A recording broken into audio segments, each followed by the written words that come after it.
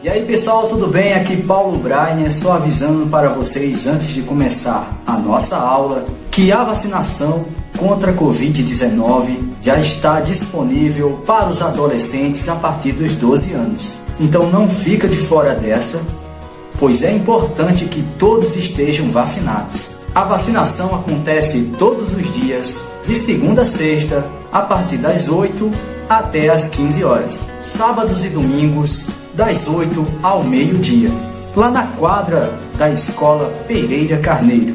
Os adolescentes que estão na zona rural devem procurar a unidade de saúde mais próxima e fazer o agendamento da vacina, tá? É importante que vá acompanhado de um responsável maior de 18 anos. Então, galera, tá esperando o quê? Vamos juntos combater esse vírus.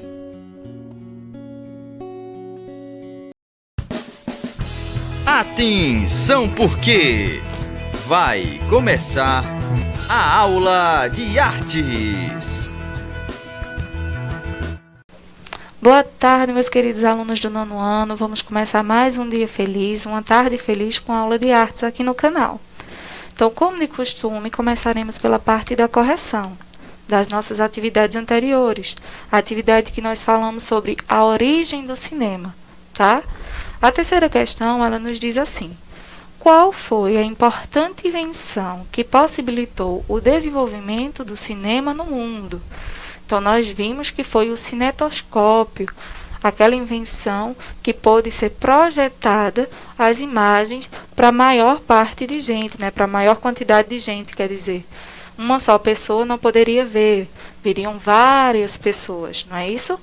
Então, foi uma grande invenção e uma grande ajuda para o cinema atual.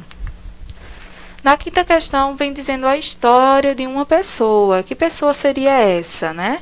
O francês, que foi pintor, mágico, caricaturista, olha o trava-língua, de um jornal, que ele decidiu criar seus próprios filmes. Lá em 1869, começou a fazer películas parecidas com a da sua época. Entretanto, sua prática como mágico acabou influenciando e levando a produzir truques cinematográficos e usar o drama, no caso a ficção, né, já que ele era mágico, em seus filmes. Então, com essa invenção, o cinema passou a ser efetivamente um entretenimento ao lado do teatro e da música. De quem que nós estávamos falando agora? De Georges Méliès, não é? Ele que fez esse filme de ficção, o primeiro filme que eu passei aqui para vocês na outra aula, né? A Viagem à Lua. Então tá aí o gabarito para vocês analisarem. Se anotaram no caderno, ver o que está certo, o que está errado, para conversar com o professor. Vamos agora começar a nossa aula de hoje com o assunto a mídia, arte e a sociedade representados pelo cinema brasileiro. Então, na aula anterior, nós vimos a história do cinema e agora nós vamos ver a história do cinema aqui no Brasil. O cinema brasileiro, ele chegou aqui no Brasil, na realidade do cinema, lá em 1896, na cidade do Rio de Janeiro, com a exibição de filmes curtos, né, na época, que mostravam basicamente o cotidiano, a vida das pessoas lá na Europa. Então, no início do século XX, começaram a ser gravados os primeiros filmes aqui no Brasil, em formato de documentário, né, do cotidiano das pessoas. Lá em 1930, foi criada a Cinédia. E o que é isso? Foi o primeiro grande estúdio de gravações aqui no Brasil. Então, nessa época, se espalha pelo Brasil o cinema sonoro, né? Nós passamos a escutar a fala dos participantes do filme. Em 1930 e 1940, as distribuidoras de filmes norte-americanos incentivaram pesado e conseguiram dominar o mercado e acabaram influenciando nas produções aqui do Brasil, né? Passaram a produzir histórias românticas, musicais, que tiveram grandes estrelas, como é o caso de Carmen Miranda, essa atriz belíssima aí com essas roupas lindas aí que vocês estão vendo. Então, depois dessa influência americana, né, veio a questão das chanchadas. E o que eram as chanchadas? As chanchadas eram um gênero de filme, aqui do Brasil, que teve o auge lá na década de 30 e de 50. Elas eram comédias musicais misturadas com alguns elementos de filmes policiais e de ficção científica. E nós temos como estrelas, né, das chanchadas, esses dois personagens aí do lado, que é uma dupla, né, a dupla que dominava os filmes de chanchadas, que era Oscarito e Grande Otelo, que era a grande sensação do momento lá na década de 30 e 50. Então, depois das chanchadas, começaram a vir o cinema novo. E qual era o intuito do cinema novo, né? O que eles buscavam, por que ele se originou? Um grupo de cineastas, lá na década de 50, eles começaram a questionar por que tanta influência lá dos filmes norte-americanos aqui no Brasil. E aí ele criou o cinema novo, né, que abordava temáticas mais populares, que tinham preocupações de caráter sociais, político, buscando uma autenticidade para o nosso cinema, para o cinema aqui do Brasil.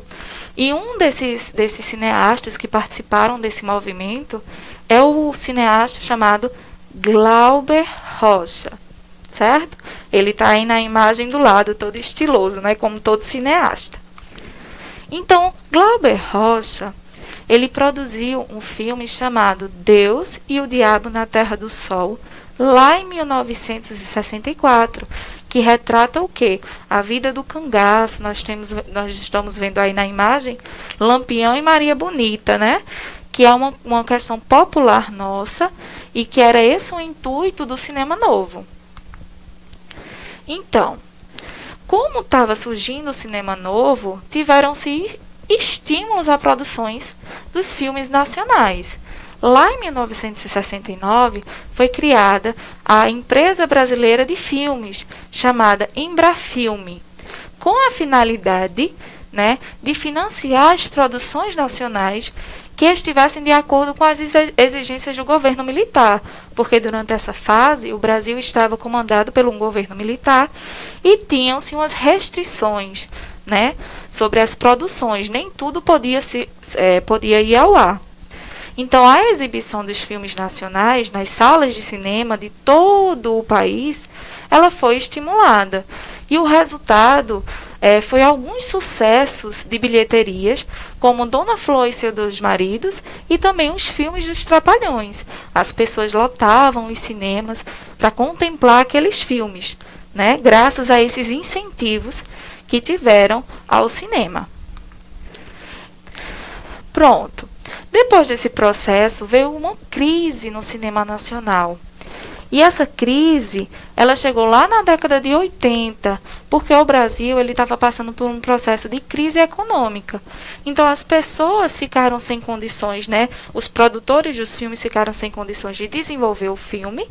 Tanto as pessoas que eram espectadoras do cinema ficaram sem condições de comprar o ingresso. Então, isso ocasionou uma crise no nosso cinema.